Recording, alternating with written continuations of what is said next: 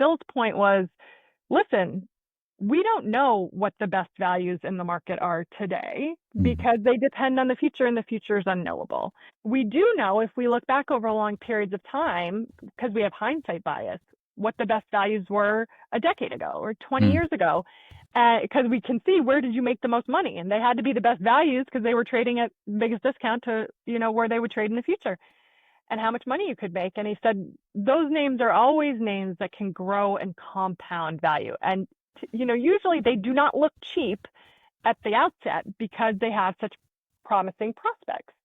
And, I was like, wow, that's right.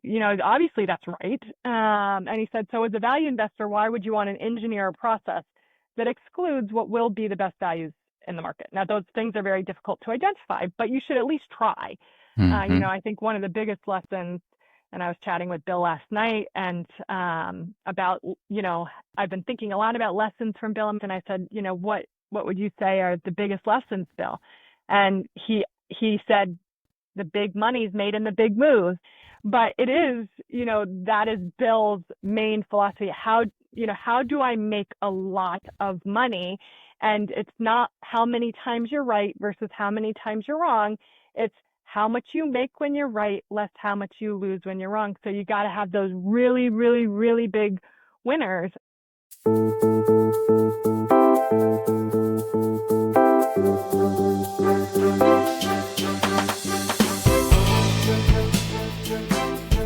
Welcome to Talking Billions. We talk about big ideas, big inspirations, big topics. We take on the hardest topic of all, money. How to make it, save it, keep it. But our conversations lead us to an even bigger question, what it means to live a rich life beyond money. My guests share their practices, principles, and evergreen wisdom. I'm your host, Bogumil Baranowski, author, TEDx speaker, and investment advisor to wealth creators with patient capital and an infinite investment horizon. I work with families and individuals who aspire to grow wealth over a lifetime and generations through disciplined, thoughtful investments in durable quality businesses while giving money meaning. Join me on this quest to unearth and share the wisdom of the ages. Let me share with you the podcast program disclosure statement. Blue Infinitas Capital LLC is a registered investment advisor, and the opinions expressed by the firm's employees and podcast guests on this show are their own and do not reflect the opinions of Blue Infinitas Capital. All the statements and opinions expressed are based upon information considered reliable, although it should not be relied upon as such. Any statements or opinions are subject to change without notice. The information presented is for educational purposes only and does not intend to make an offer or solicitation for the sale or purchase of any specific securities, investments, or investment strategies. Investments involve risk and, unless otherwise stated, are not guaranteed. The information expressed does not take into account your specific situation or objectives and is not intended as recommendations appropriate for any individual. Listeners are encouraged to seek advice from a qualified tax, legal, or investment advisor to determine whether any information presented may be suitable for their specific situation. Past performance is not indicative of future performance. None of what you're about to hear is investment advice. My guest today is Samantha McLemore. She's the founder and the CIO of Patient Capital Management, which she founded in 2020 after being actively involved in markets for over 2 decades, investing side by side with famed value investor Bill Miller. In 2017, she was named one of Baltimore's 40 under 40. She has been featured in New York Times, Wall Street Journal, Bloomberg, and Barron's. She has been a special guest on numerous podcasts, including some of my favorite shows, William Green's Richer, Wiser, Happier, and Barry Ritholtz's Masters in Business. Sam, how are you? So nice to see you. Doing great. So nice to see you, Bogumil. Thank you for inviting me. You know, I have 1,000 questions about investing, your philosophy, your experience, your firm, and working with Bill Miller. But I want to start from the early days, and I know you have stories. So I want to ask you about your childhood upbringing and how you think that time shaped you, shaped your relationship with money, and maybe set you on the career path that followed. Yeah, it's a story I love to hear from others. So I'm glad we're starting there. And, it's really interesting because I think about it. And I came up from very humble beginnings, and that definitely impacted me and, who I was. I'm probably complete opposite to my sister. So there's who knows how much is nature versus nurture. But I started working pretty much every day at 12 years old. And so I babysat after school. I earned $2 an hour. I saved my money so I could buy some clothes. And, you know, I kept working all through high school. I always had a job and saved money through college to pay for my living expenses. So sort of working and money management was super important to me from a very young age. And I didn't have much, so I always wanted to get the most from my money. And when I bought a car in college, my dad loaned me the money. I had to pay him back. So I was always thinking about how I could get more money, how I could manage money, what to do with my money. It was always, at the forefront of my mind, which certainly I think impacted where I am because I have always loved making money. I feel like a lot of those habits that help us as investors get established early on. I was born in Poland, and I remember the last decade of communist Poland. So the word wealth and affluence were not part of the vocabulary. And by the age of 10, I feel like my habits were set in stone. So when money was more available, I didn't really feel like spending it. So I think it set me up well for saving and investing down the road. I'm curious when you discovered investing. And I know that it happened long before you met Bill Miller at your college. Yes, so I discovered investing, or, my father helped me discover investing. When I was a young child, I had gotten bit by a dog and we got some insurance proceeds that went to a college fund. Again, we didn't have much money, so this was, a very important source of funds. And I was always told this will pay for college. And my dad, I think had it in CDs. He always tried to involve me in what he was doing with it.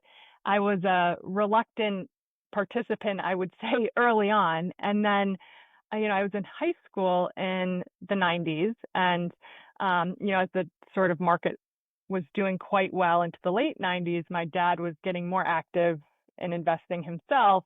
And he asked me about investing this account in Dell Computer, which was doing very well at the time.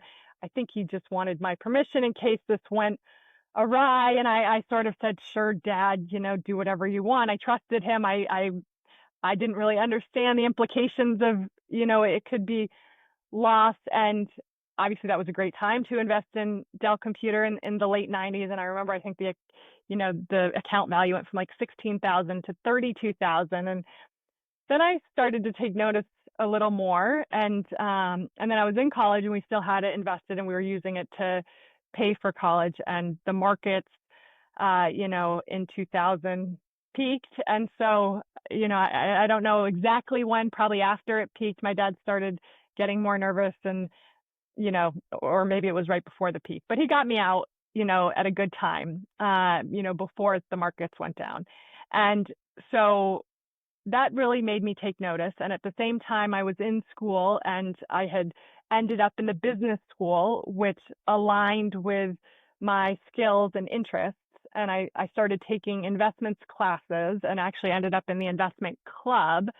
So, and I was doing quite well at investments. And I always liked to do things I thought I was good at. That was like what was most important to me. So all these things sort of conspired together to really increase my interest in investing. And I thought after college I would be interested in doing that, though everyone said you don't have a shot. There's no chance you can get a job in investing right out of school. And I just, like to say, I won the job lottery because Bill happened to come back the fall of my senior year when I was, doing a job search. There was a certain moment when you discovered that you can make money with money. and I think it's very relatable as well to me, and I'm guessing to the audience as well. Tell me about that moment, because we believe that the only way to make money is to basically sell our time and skills. And I'm not saying that investing as a profession is not selling your skills, but at the essence of it, you're making money with money. And once you realize that's possible, you can't look at the world the same way. No, that's exactly right. And so for me, it was a confluence of my personal experience with those college funds. And then I remember learning I think it was in the investments class, when we really went through the math of long-term compounding, which in my belief is, so powerful. It should be taught so much earlier to everyone, because if you just look at those numbers and time and how big these things can be, if you do a sensible investment program consistently over long periods of time, it's astounding. And for me, Hmm. I mean, I remember, again, I was trying to think about how do I support myself coming out of college. And I didn't grow up with much money, and I kind of knew what my parents made. And I remember thinking when I was much younger, like, oh, if I can get a job where I make $1,000 a week, then I'd make $52,000 a year, and I'd be like, rolling in it. That would be so comfortable. And then you do some math on what sums can become over long periods of time. And to a kid, or a young person, that was stunning. And it's like, I need to know more about this. I want to spend my time doing this. Compounding is such a fascinating concept, and I think it's very hard to grasp because our life is very linear. 1 + 1 = 2. Compounding really escapes our imagination, and there are a couple of ways of looking at it. I think Morgan Housel talks about the fact that Buffett, who was rich probably already at 30 or 40, actually made 98 or 90%, 99% of what he has past the age of 60, 65, which is mind-boggling, right? And the other way to look at it is that if you can contribute to an account, whether it's a retirement account or investment account, a certain amount, after 40 years, the contribution is actually a small percent of what the account could be worth, right? So you made money with money that you didn't even have, the money that was made with the money that you had. And then you reach a certain escape velocity almost, where there's no limit to it, especially if you have a long time horizon. Yes, I just started reading Rethinking Investing by Charlie Ellis, and he starts out with this point. It's a very short book, and it's kind of the basics of Hmm. what you need to know about money. But long-term compounding is where it all starts, and he just makes the point, you know, if you double 1 to 2 to 4 to 8 to 16 to 32, that last doubling Hmm. equals all of the prior doubling. So you're right, it's not intuitive. People do not get it. I try to, help my children understand, uh, you know, the power of this. It's not easy, hopefully, like decisions to spend what you think are smaller amounts or not huge amounts today. If you think of them in future dollars, they're huge amounts. So I think that if you understand that, it can help make the decision to save and invest an easier one. Peter Lynch in his books had this idea that if you spend the amount of money that you would spend on the product instead on the stock of that company, what would happen? And somehow that example really spoke to me because he says instead of buying a Toyota for whatever it was, $10,000, if you bought the Toyota shares for $10,000, after 30 years, it's this much money. And it really spoke to me because we make those purchases every day and you think of $2, $10, $100. But if you could compound it over 30 years, this is a very expensive coffee. I'm not saying don't have Yeah. it, but think about the overall cost. I want to ask you about a certain thing that really struck me when I was in college and I picked up a book, One Up on Wall Street by Peter Lynch. And in that book, he says that stocks are small pieces of businesses. And I want to highlight that because I think it will set the whole conversation around ownership of businesses. Was there a moment that you remember when you realized that you are an owner of real businesses out there? Great question. I don't know if there's a moment that stuck in my mind. I know, probably around the time I graduated and joined Dell, I read, the compilation of Warren Buffett's annual letters. And I mean, obviously that's core to what he teaches. And so that's when probably I really started to understand it in that context. Like, this is a business, and then what are the key things you need to understand about a business? And it's so important, and I think it's so foreign probably to how people generally approach the markets and all the things that lead you astray from what would be optimal investing behavior. But it's certainly a clarifying framework for thinking about, does this make sense? And it also makes those challenging times when things aren't going so well, you know I think easier to withstand if you're thinking, I'm an owner of this business long term. You're going to have ups and downs. It's not, it can get you out of the fear mindset of, short-term losses. It's interesting to think of stocks not just as a ticker and a price, but actual ownership. And then I'm thinking of small businesses. If somebody owns a family business in town, a corner store or a gas station, if they have a weaker quarter, they're not going around trying to sell that gas station. But with stocks, it works that way. Yes. Stock reported last night, it's down 10% today. A lot of people can't hold on to it anymore. I want to ask you about what you call a lottery that you won in terms of the job that you got. And can you mention, for the benefit of the audience, you're at your school, you're in the investment club, you're getting good grades, you love accounting, you're very good at it. Bill Miller shows up and Yeah. your life changes. So lucky. I was so lucky, the job lottery. And I thought, I had an accounting internship in New York. I really wanted to go to New York. Investment banking, was the main thing people did after school. There was a big recruiting effort at my school. So I thought I was doing that, and I was interviewing with banks. And I was in an investments class at the time, and the professor, um, you know, taught us about Bill. They knew Bill was coming. So he was like, this is an investment god. Bill was, I think, 11 years into his 15-year streak beating the market at the time. And, Professor Hoover was like, no one does this. No one consistently beats the market. People think this is impossible. This guy's the only one that's ever done it. So we were all like, wow, we were starstruck. And so Bill came, and it was, in September of, 2011 or, 2001, sorry, 2001. So right after September 11th. And, the markets were crashing, and I was in the investment club. And so I remember listening to a speech that Bill gave, and then he attended a presentation at the investment club, and I talked to him at a lunch.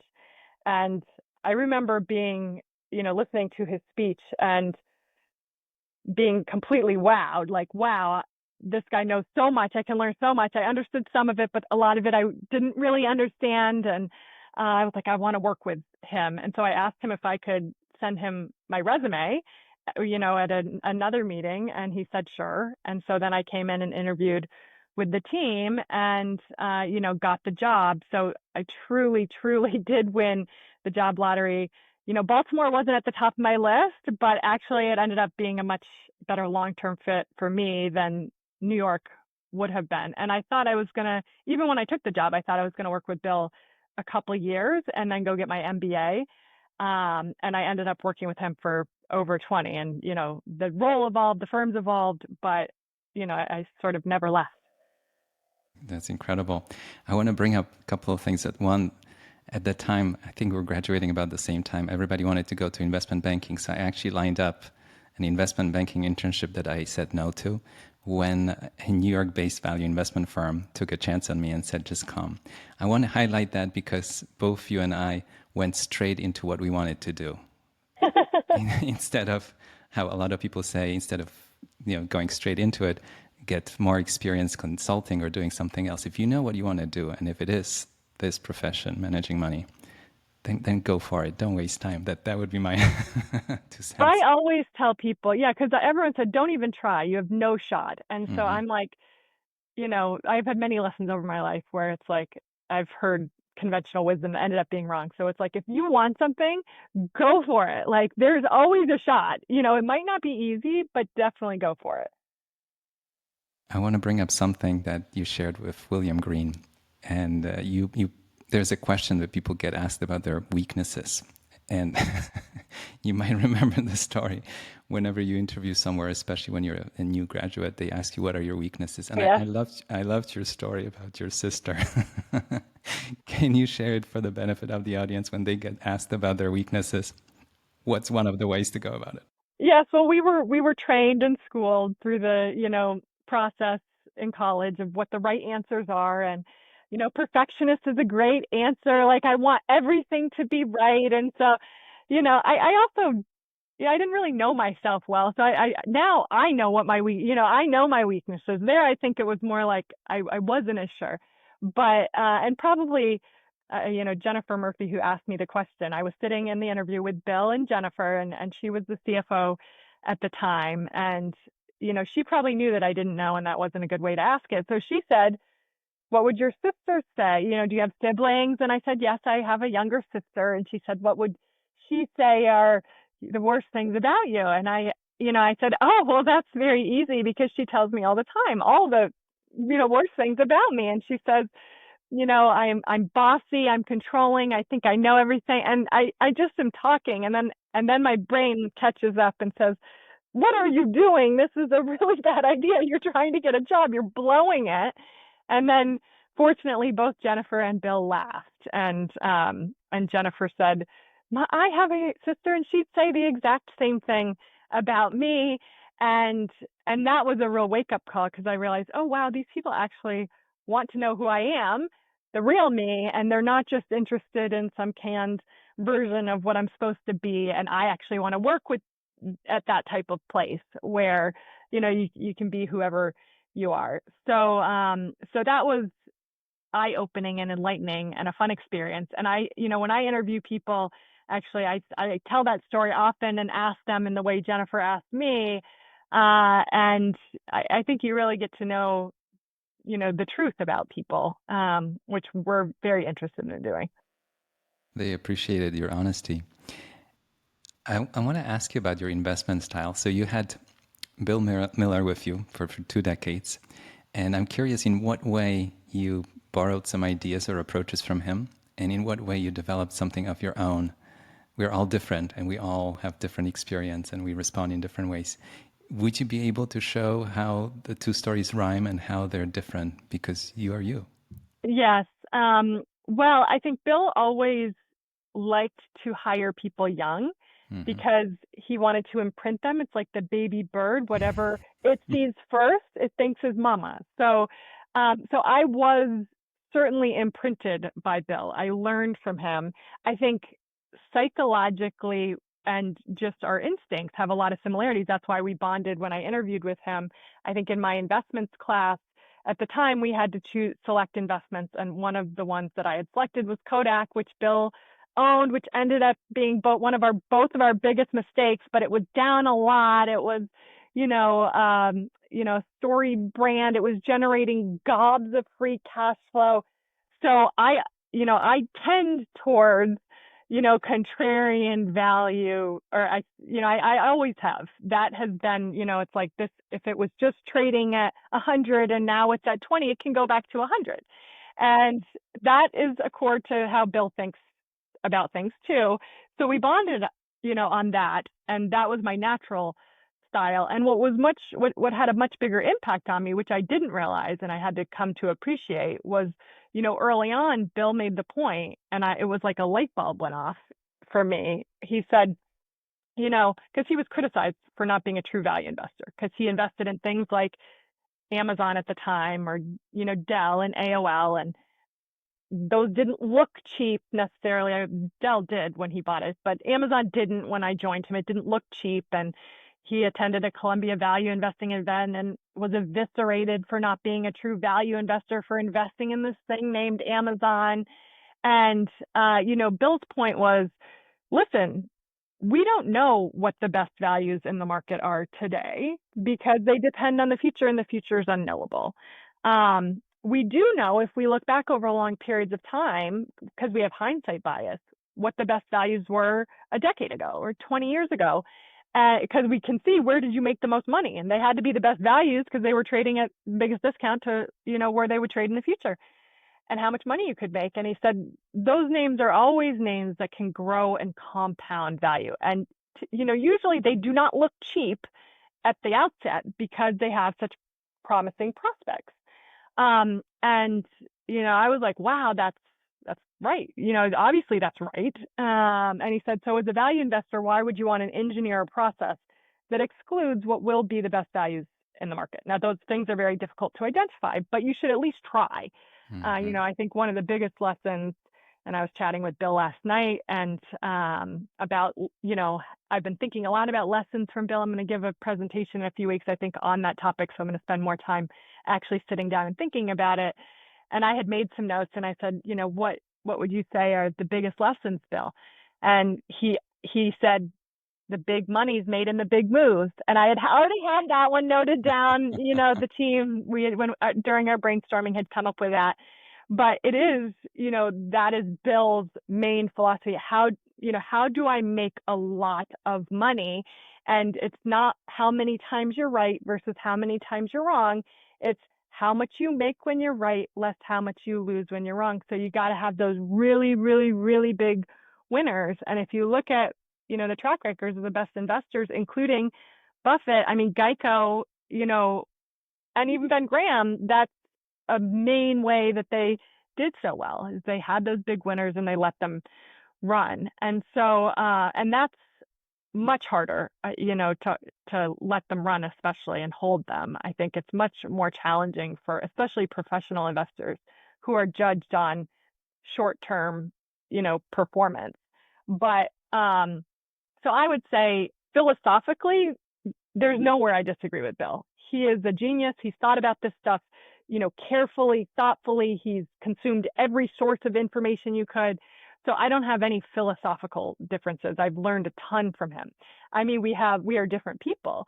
So we have psychological differences. Our emotional makeups are different. How we spend day to day, and probably what our strengths and weaknesses. That's where the implementation probably is where, there's more differences.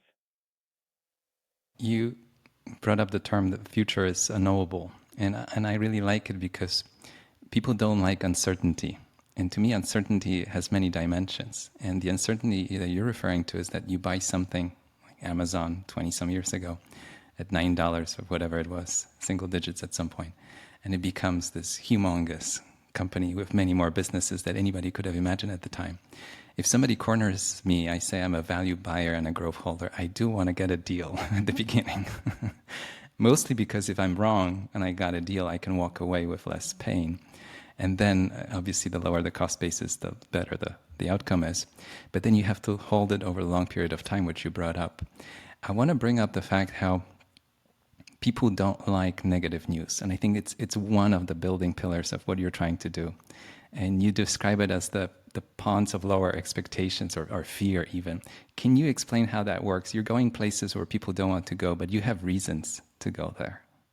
Oh, yeah. Well, I'm like you in that, I think what's easier in the markets is actually seeing where there's current, we think a lot about what are the fundamentals of businesses and what's that intrinsic value look like. And it's a range of outcomes and not a single number. And we spend a lot of time on that.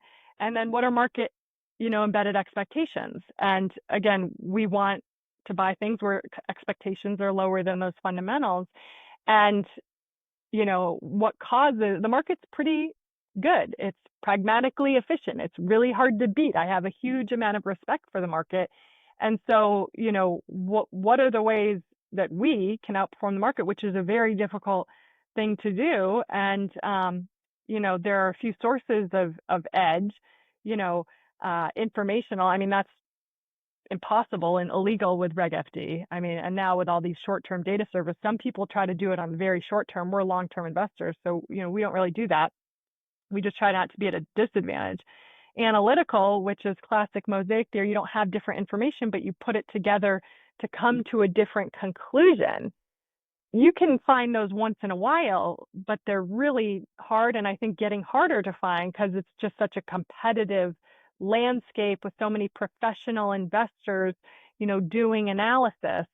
So really the area where, I think you can find more enduring advantages are behavioral. It's that people, hate losses.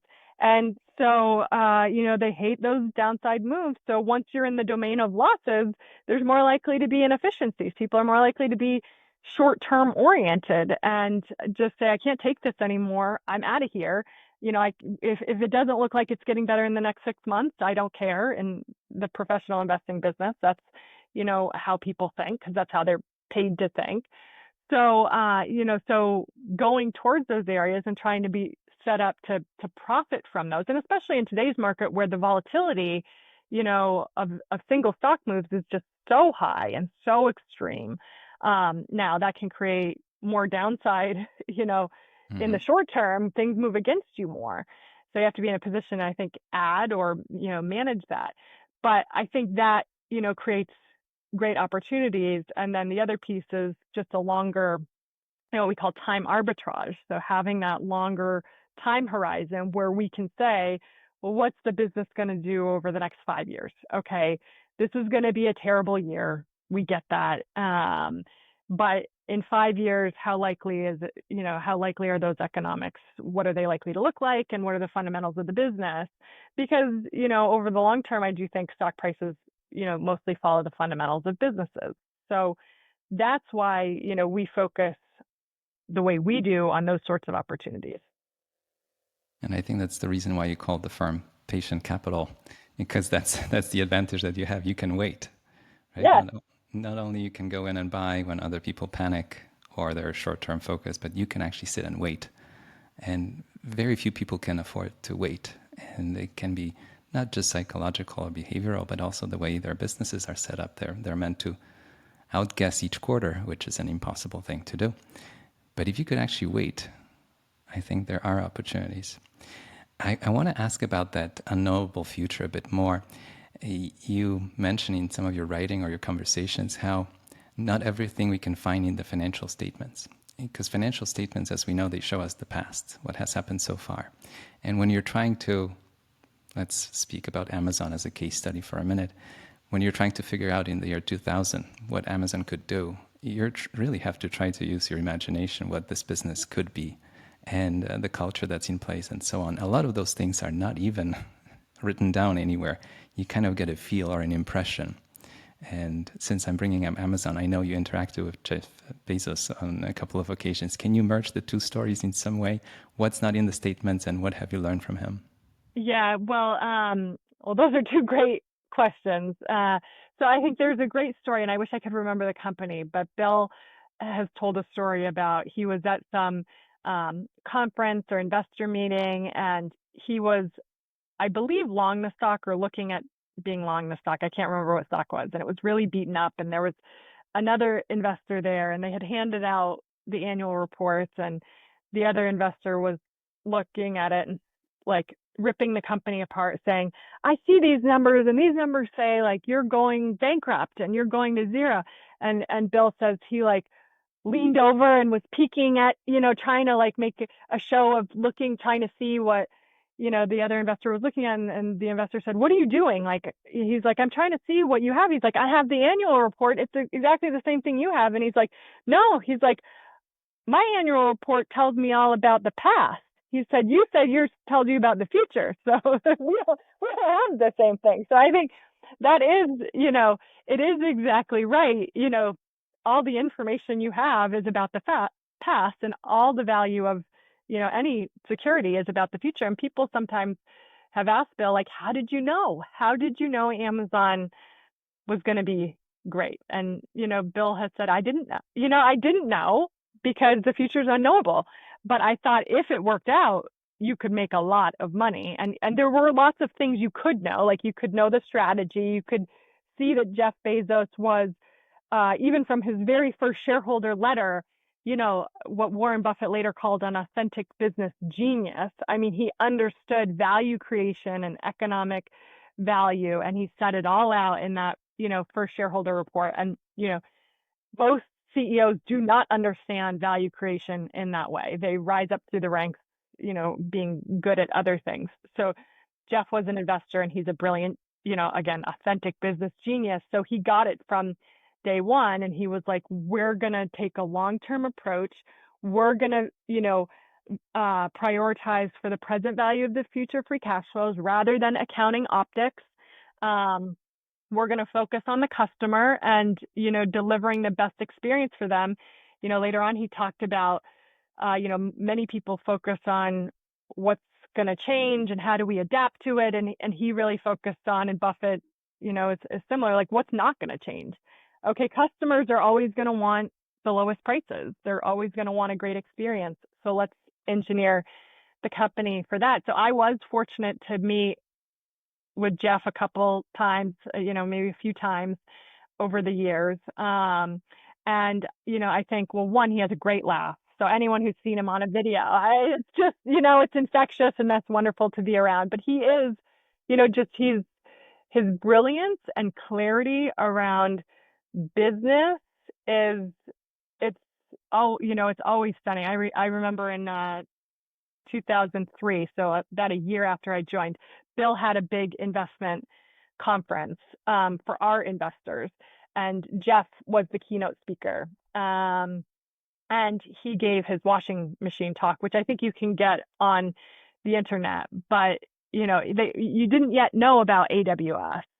But if you go back and listen to that talk, he was like, it's like day one in terms of the internet and compute and the evolution of what it looks like. And he compared it to electricity in the early days. And actually, he's doing this again with AI. It's a horizontal enabling layer that just makes everything better. And he said, so people used to have electricity outside their house and not in their house. You had to go out, even to wash your clothes, and you could die in the washing machines and fall in. And he's like, as the cost and ease of use, improves, the usage grows exponentially. And so it was a real business case for the centralization of, the cloud business and the technology and the investment there.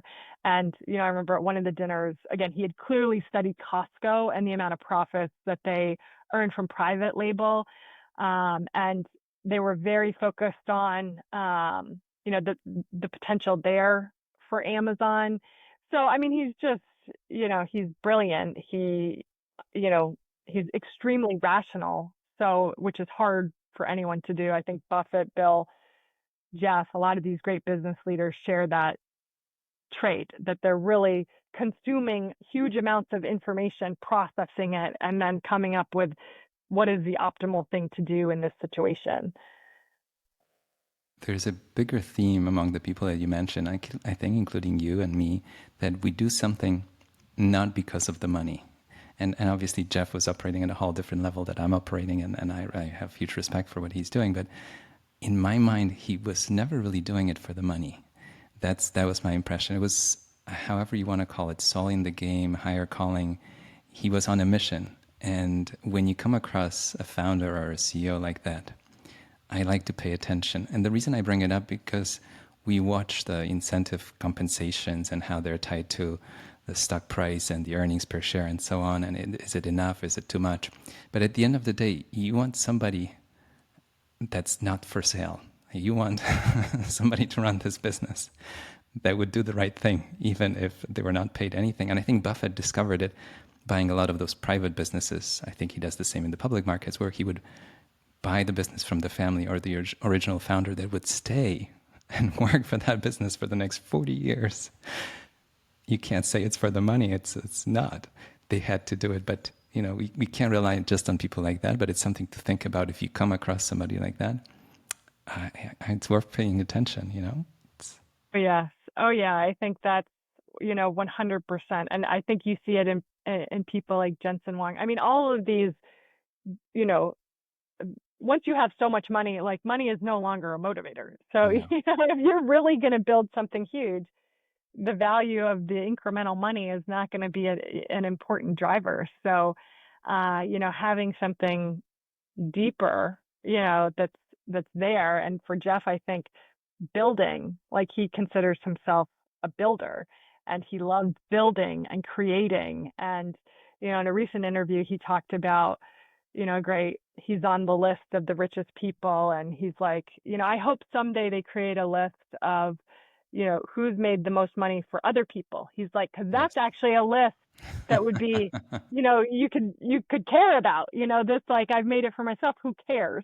And, that sounds good, even if it's not what someone truly thinks. But I do think it's what he truly thinks. And I think the idea of having a broader impact, provides much more motivation and much more enduring motivation. That's the beauty of the public stock market, that you and I can go in with a $100 and buy shares in companies that other people are running. They show up every day at an early hour and work for us. And I think it was actually Bezos that was asked, he said, you have this much money. And he said, well, think about the 85% of the company's value that was created, what you pointed out, for everybody else, all the other shareholders. And that applies to a lot of companies where the founder owns, 10, 20, 30, even 50%, the other half or three-quarters. Yeah. Somebody else got rich with that person. That's the beauty of the public market, that we can participate in their success. I want to ask you about the client side. So I manage money for families, patient capital, long-term, and I think it's a privilege and luxury that allows me to take a long-term view, which very few people can. Given the style that you have, you go places where people don't want to go. You have to take a longer view. How do you think about the ideal client or the preferred client for the investment style that you chose? Yeah, well, I think, one, I am, again, very lucky and a huge beneficiary of taking over the business from Bill. We have a great client base, many of which have been with us for a long, long time, and they are real believers in our approach, and they understand it can deliver, very strong returns. So I think overall, and then, we're growing the business, and we've done a great job identifying, we've been fortunate to identify like-minded investors. So what does that look like for us? One, I think we're trying to, maximize the long-term growth of capital. So there are firms out there that are trying to preserve capital. That's a different objective. That is not our objective. So we want people who want to make a lot of money over the long term. That's what we're trying to do. And I think we need people who understand that, again, one of the things I've said is volatility is the price you pay for returns, especially in this market. And I think it's true, you can look at the drawdown numbers for all the biggest compounders of wealth, and having 80% drawdowns is normal course over the, long-term compounding horizon. It's true at a market level, you get the higher returns of equities by withstanding the drawdowns. That's probably what you're paid for. That's, so that pain is part of the growth process. It's endemic. And so if you're trying to avoid the pain, you're most likely to avoid the growth too. And so I think we really embrace it and try to benefit from it. And it's really important to us that our clients understand that, so that they can make optimal decisions. Because again, Bill would, he would rant about this. He's like, the best thing you could possibly have is a fund that outperforms over the long term and has occasional significant drawdowns, because you can see they're going to come back and you can add to it and you can make even more money. So again, if you're rational, you can capitalize on it in a way that makes you even more money. But that's mostly not how people behave, and it's painful, and they get scared after things are down. And I'm sure you're familiar with the Darbar study that shows, you have returns of funds, and then the investor returns in the funds are worse because they're buying after the funds go up and selling after they go down. And so that is absolutely, again, it's very important to me that we, operate and help investors. So I definitely don't want that. I want to figure out ways to help them make good decisions on buying down.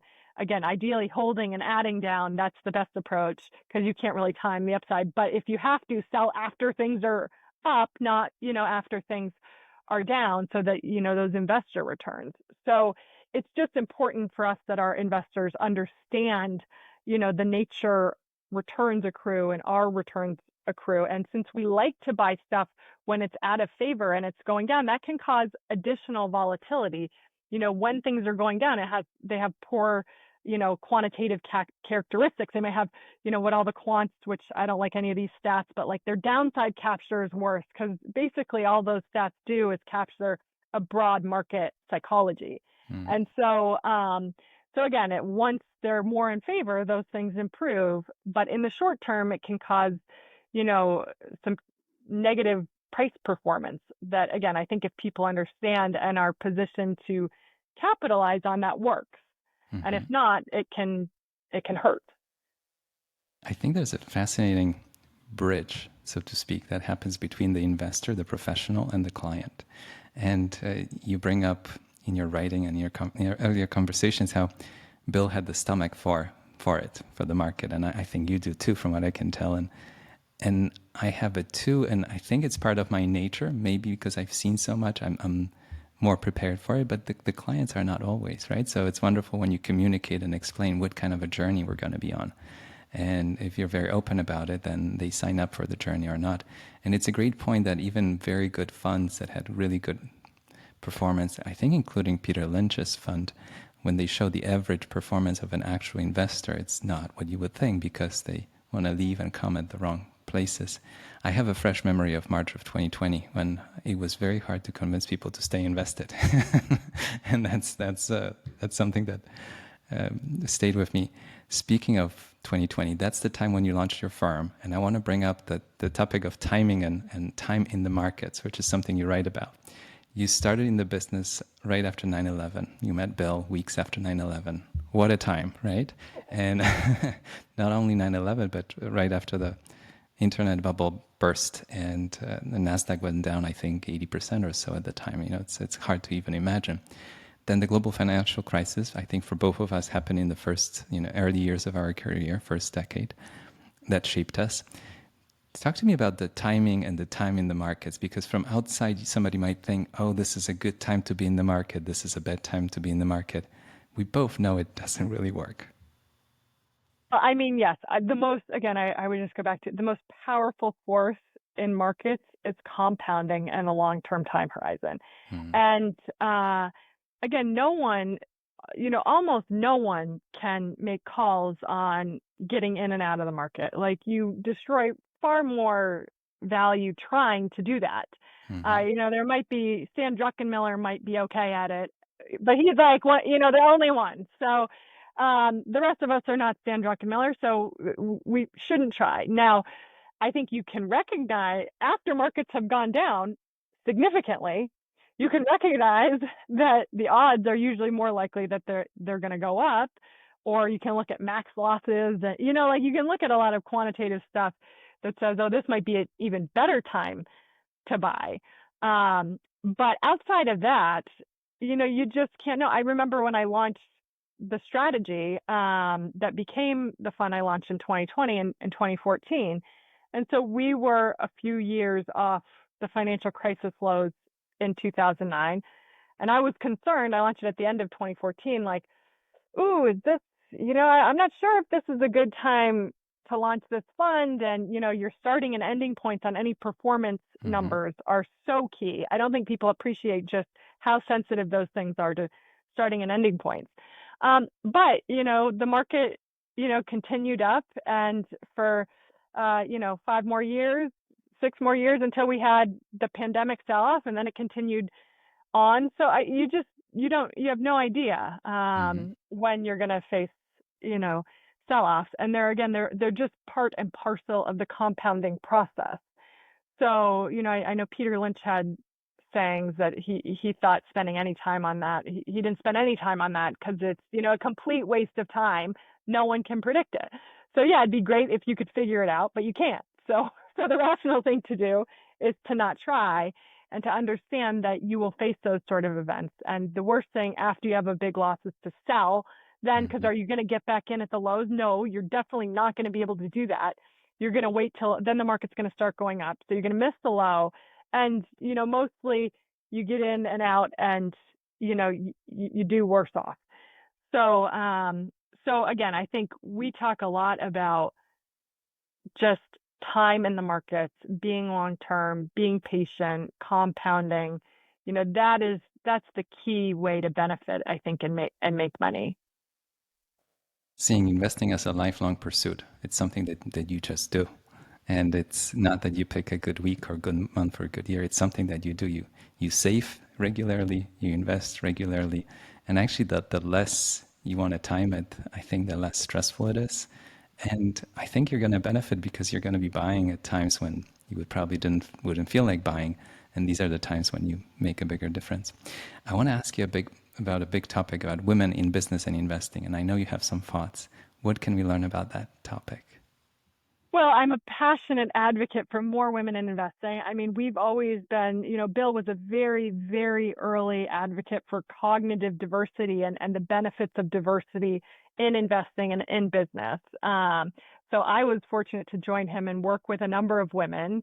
It was unusual, but and then I remember coming across the research of Iris Bonet at Harvard, and she talked about the importance of role models and how that can really trigger more people thinking, oh, if I see someone that looks like me doing this thing, I'm more likely to think, oh, I could do this thing.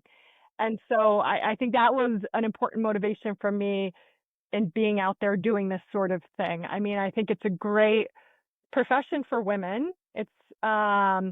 It's great in many ways. We still don't have enough women. I think the most recent numbers I've seen are like 12% of portfolio managers are women, and like 3% of assets are managed by women. Now that's woefully inadequate in my opinion. Mm-hmm. So I'd like to see those improve because it's a great business for women. There's some good academic research on men versus women, and in the studies, men are more overconfident, they trade more. So women naturally have some benefits that can help them in investing. I think, confidence can be a dual-edged sword. If you're overconfident, that can lead to behaviors that aren't optimal, like trading too much or, not admitting your mistakes.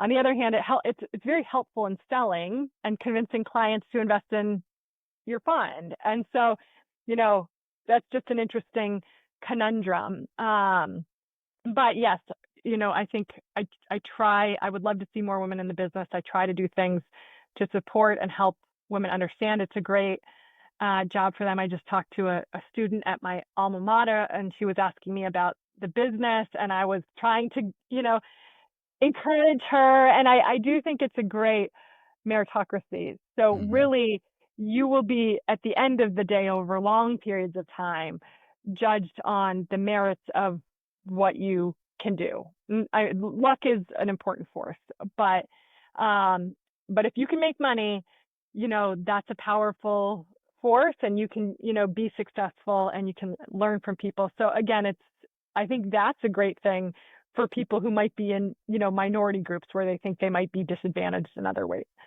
areas. I really like the idea of a role model when you see somebody and you realize, oh, I could do that too.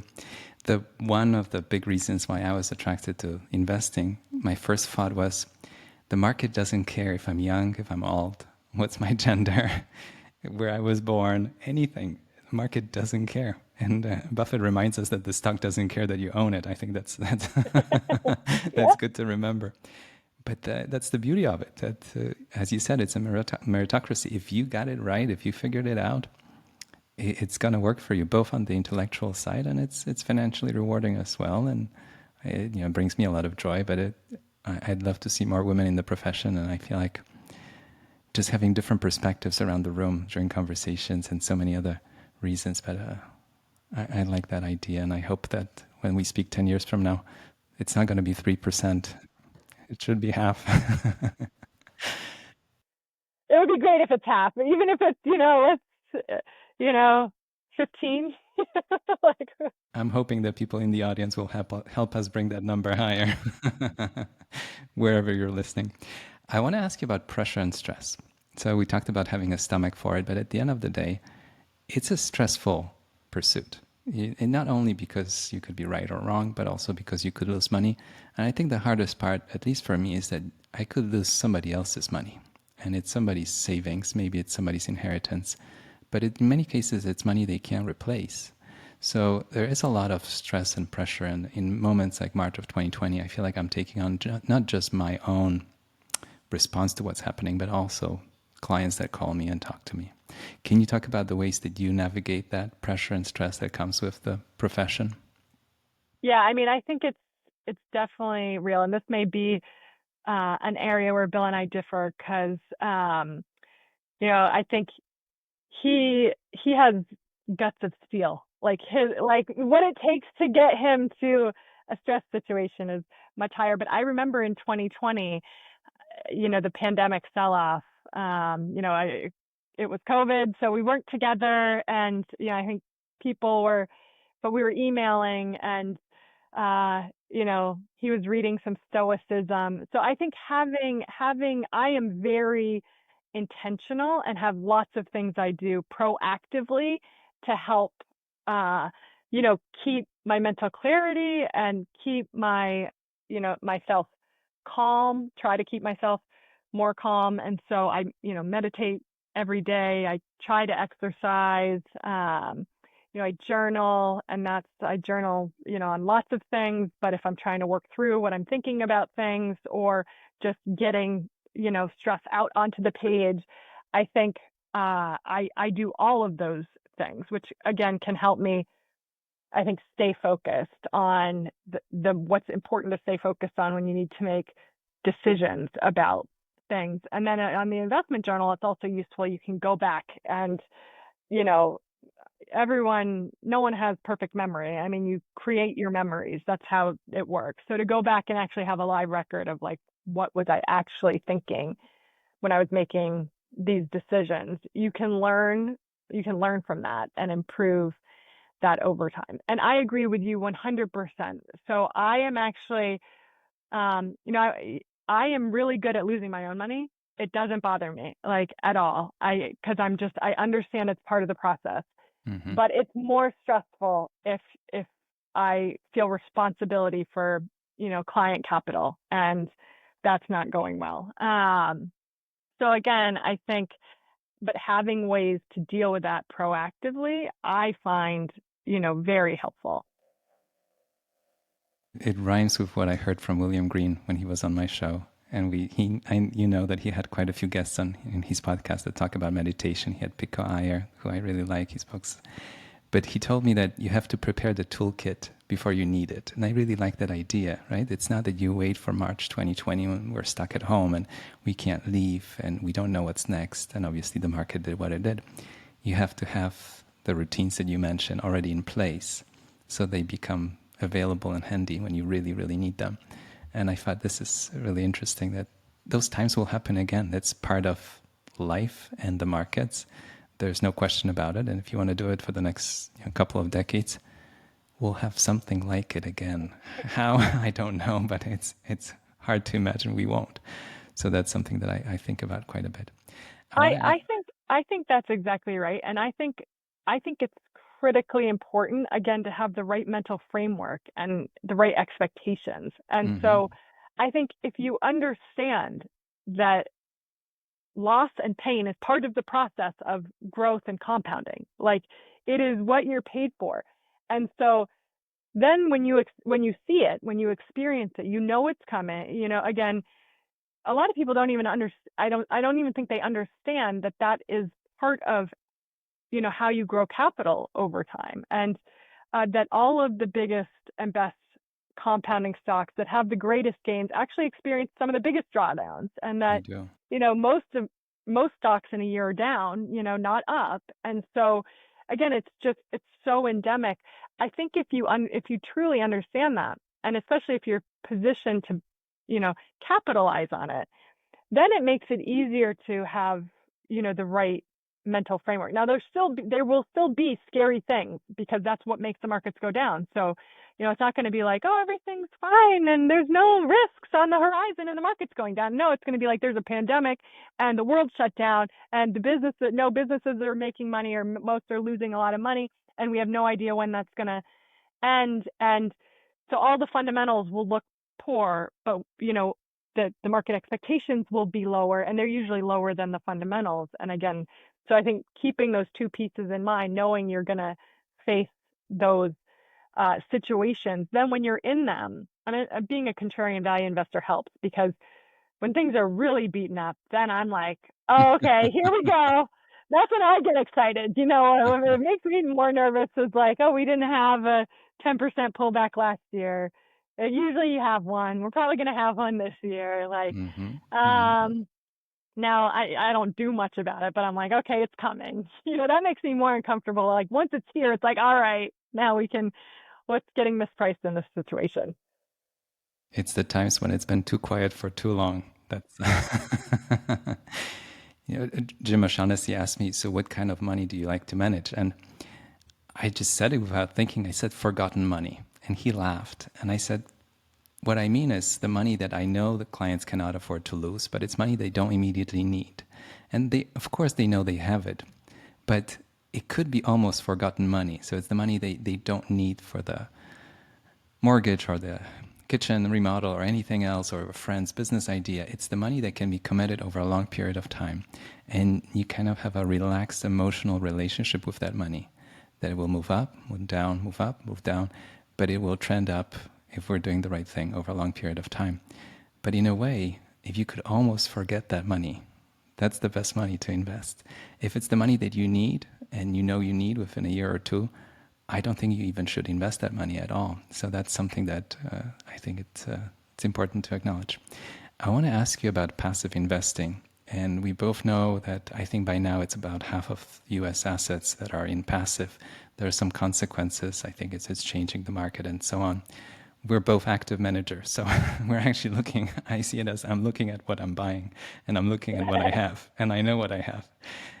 So can you share some thoughts how you look at it? And I know that not long ago you wrote about it, how active managers are doing when compared to the passive investing world at different points in time. Yeah, well, I think, John Bogle created the passive industry. And, I think now it's very popular. And there's a lot of, Buffett has told people just invest in low cost passive. And that makes a lot of sense for someone who, or it always has made a lot of sense for people who don't know what they're doing. They don't want to spend a lot of time on it. Buy a well-diversified, broad index fund that's low cost. And you can just benefit from that long-term compounding. And so, Bill had debated Mr. Bogle on active versus passive. And when he did that, he didn't make a case like you should go active, but he did say, if you want any shot of doing better than the index, you have to do active, because, even if the fees are lower, they'll eat into your returns, but at a low amount over time. And if you look broadly at active managers, they actually do outperform the index gross of fees. So there is skill. It's just net of fees, they've underperformed. But, markets are complex adaptive systems. So they adapt, so what is a good idea at one level of, execution, implementation, adoption, is it going to be good at every, if I think everyone would agree, if 100% of assets went passive, that would be not good. There would be a lot of mispriced, things in that environment that someone might be able to capitalize on. So we're now at just over half. So again, what's the tipping point? No one knows. But I think I also advise my friends when they would ask me, Sam, what should I do with my money? And I would say, the easiest thing is you can just buy, the S&P index fund. That's fine. That's a great idea. Now that, I think as of the end of the quarter, it was like 38, 39% of the index are in the top 10 names. Right. Again, I'm of the belief that the Mag 7 are not crazily overpriced given their fundamentals. So I still wouldn't say, danger, run in the other direction.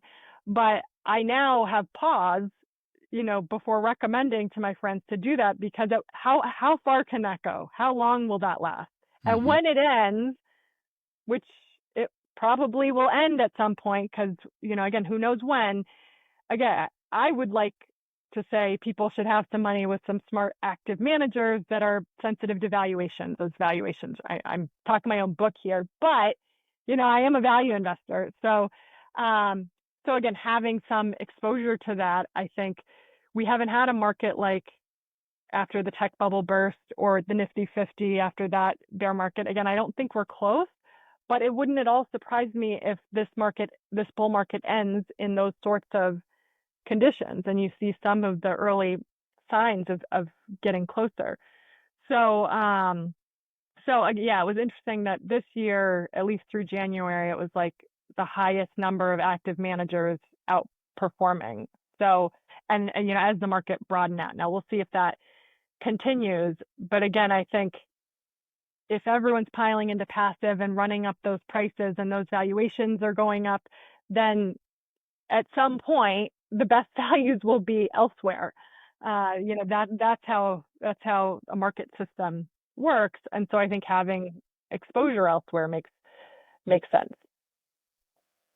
So many thoughts. It could be a whole separate episode, but very quickly. I don't think passive is bad as such. I think it's like medication. It works for somebody, doesn't work for somebody else. Actually, Tony Deaton, who's a famous investor, he jokingly said when he's asked to pitch one stock at a conference, he says it's like asking a doctor what's a good medication to take these days. And I kind of feel that way. Well, until you tell me what your circumstances are, I don't even know if this is a good option for you. I think that's the most honest way to look at it, right? So for some people in some situations, I don't think it's a bad idea. I think the hard part is actually holding those ETFs through hard times. I think that's the hardest time. And I've seen professionals during crisis, I remember financial crisis, 08, 09, they would go all cash into treasuries in their 401ks at the worst of times. And these were professionals that I knew. So it gets to all of us, right? Had they just kept it, they would have been fine. But we don't do that. And I think that's challenging, not just buying the right thing, but actually holding it through a tough time. And you brought up something interesting, and I think that's where you're going with it. We haven't had a sideways market for a prolonged period of time. And there were decades, 1969 until 1981, then late 90s until, I think, 2012, 2014, where the index went nowhere, right?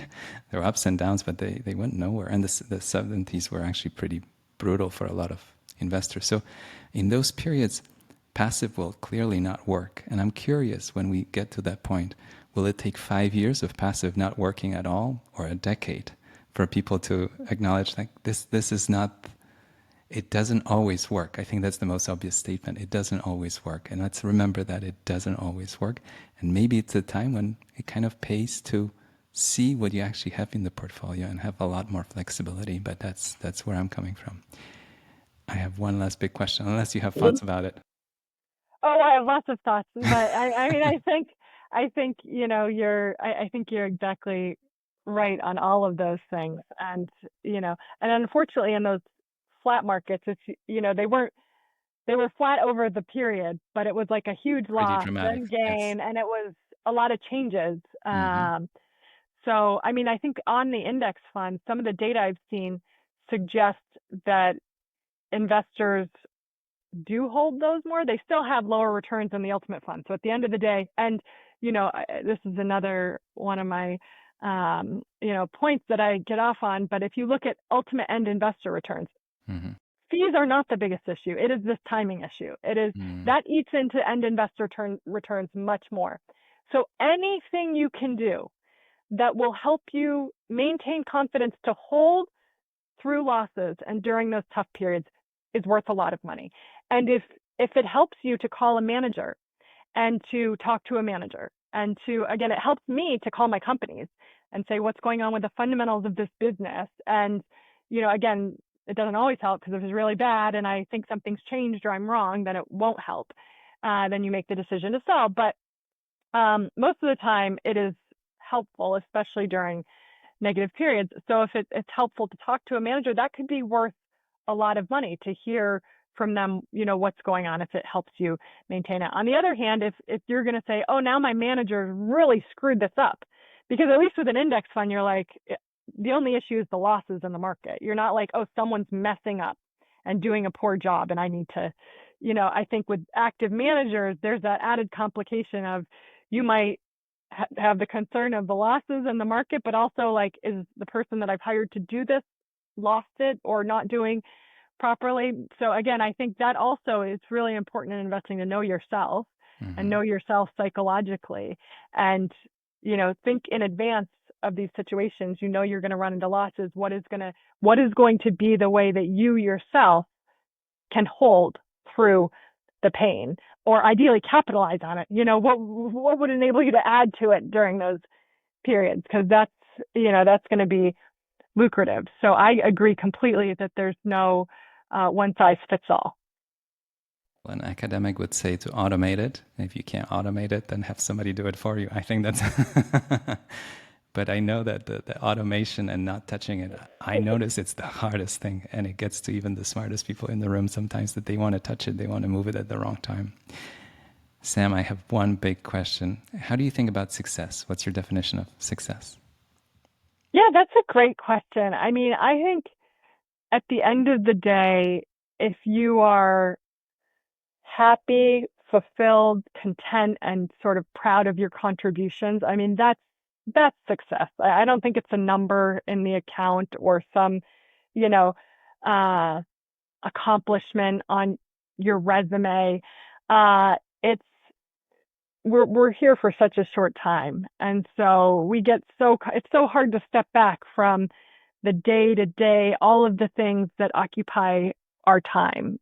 But if you can do that and say, what do I want this to look like? What do I want, to have, what is success to me? I mean, it's very personal. Again, it's very personal, but I will be fulfilled, content if I do these things. If I, add value to my clients and help them achieve their financial objectives and raise loving children that are happy and fulfilled. And, again, it's different by the person, but that's how I think of success.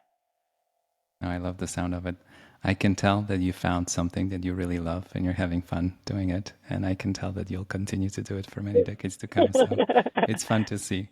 And I've met so many people that found that in investing in so many different ways, because we're all different, but somehow it sucked us in and we can't leave and we're having fun. So that's a good thing. Sam, thank you so much for today. It was a wonderful conversation. I really appreciate it. Thank you so much. I really enjoyed the conversation. You have great questions, so I appreciate all the time you've put into this. Thank you so much.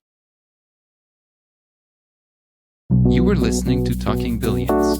We talk about big ideas, big inspirations, big topics. We take on the hardest subject of all, money. But our conversations lead us to an even bigger question: what it means to live a rich life beyond money.